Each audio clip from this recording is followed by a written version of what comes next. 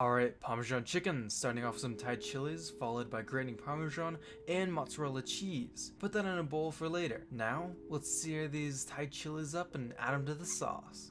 Add a touch of canola oil to help absorb the flavors from the Thai chilies. Add your tomato sauce, but be careful, it will splatter, so have a splatter screen or something like that ready. Next up, add a bit of sugar to help balance the acidity of the tomato sauce, then some salt, as well as some pepper. You gotta have that pepper.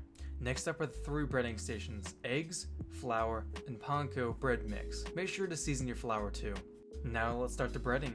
Start with the flour, go to eggs, back to flour, and then coat it with the panko mix. Finish up the breading of the rest of the chicken. Add the unused eggs to the tomato sauce. Fill a cast iron or ceramic pot with vegetable or any other high temp oil at 375 degrees Fahrenheit, and then add your chicken when it reaches temperature.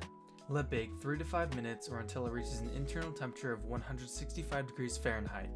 Now completely douse with all that tomato sauce you have, as well as the cheese. Completely cover it. It's gonna taste so good.